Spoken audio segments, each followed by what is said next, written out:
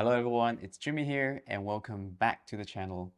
And today we're going to revisit one of the lenses I've reviewed a long time ago because for one, I really love this lens and I thought it might be a good time to give it another look since I got a new version of the lens. For two, a lot of people have been asking me about what 50mm lens they should get as their first lens.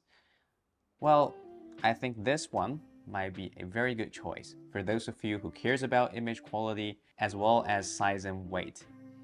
Okay, so this lens is no other than the Voigtlander 50mm F1.5. So like I said, I reviewed this lens quite a while back. I used an aluminum version of the lens back then. It's all black. I liked it, but I don't particularly like the build quality or rather the weight and just the overall feel of that lens because it doesn't feel as premium as I would like. So I sold that lens, but I bought two of these guys later. The reason I bought two is this lens comes with two versions. One is multi-coating and the other one is single coating. The difference between them is just like the 35 f1.4 Nokton. The multi-coating version has a little bit of higher contrast in backlit situations. It's got better flare control, that sort of thing. But a single coating version is sometimes very good if you want that, softer, more flare kind of backlit look.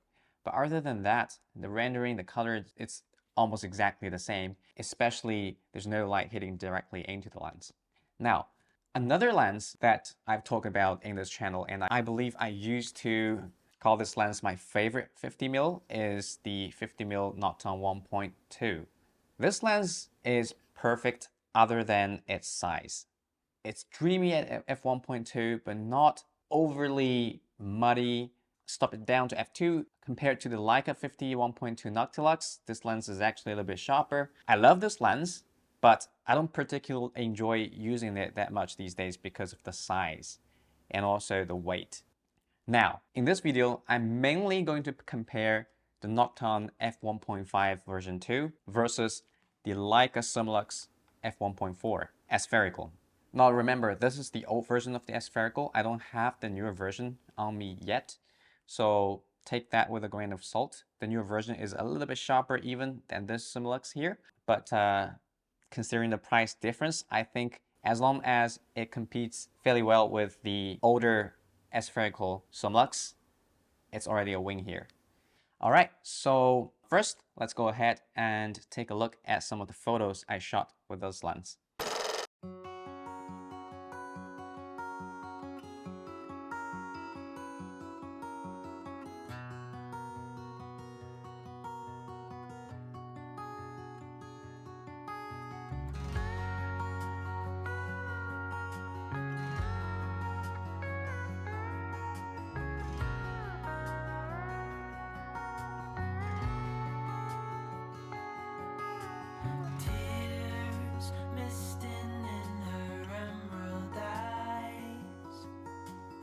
Everyone was standing idly by, trying not to watch or intervene as tears were streaming down her face, down her face. Try to let it go.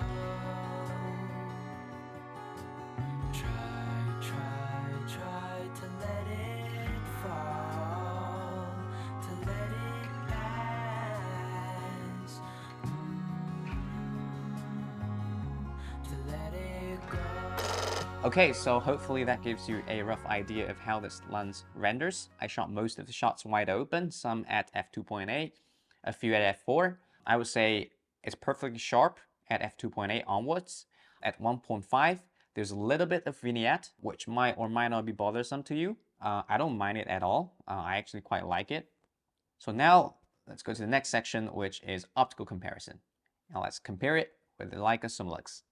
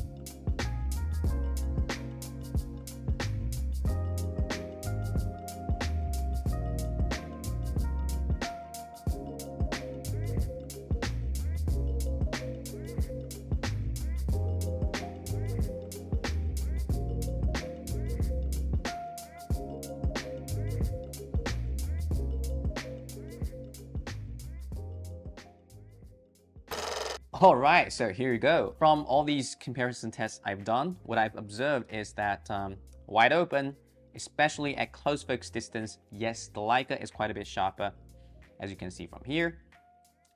But in the mid-frame or on the edge of the frame, they're pretty much neck on neck. If shot at a distance like 1.5 meters, 2 meters onwards. And what we also found is in terms of flare, again, the Voigtlander lens is quite a bit better. It's got higher contrast when shooting backlit scenes or shooting directly into the sun. It's got less artifacts. So all in all, the Voigtlander has better coding than the Leica. So what is the final conclusion here? Well, you pay a lot less, obviously. You get a smaller lens. You get a much lighter lens. They're equally smooth in operation, equally enjoyable to use. The Voigtlander has better flare control. OLs performs quite similarly, like purple fringing, distortion, sharpness at longer distances, all being very, very similar. So to me, just the size and weight alone, I would choose the Voigtlander any day of the week over the Leica, because the Leica lens, well, this is the silver brass version, so it's quite heavy, but even the black aluminum version or the newer silver aluminum version is also quite a bit heavier than this. Believe it or not, this is brass and nickel. So it's still got that really high quality to it because it's small. It feels really dense, but it's overall still a bit lighter than the Leica, so it's a big win here. Oh, and plus it pairs really well with your black paint Leica cameras because of the black paint on the lens. While some people might hate the chrome bits, like the nickel bits, I'm not bothered by it at all. In fact, I thought this sort of retro look is quite cool on this lens. So here you have it, Voigtlander 50mm f1.5 Nokton Classic 2, which is my favorite 50mm lens right now. Alright, so that's it for today's video. I'll see you in the next one.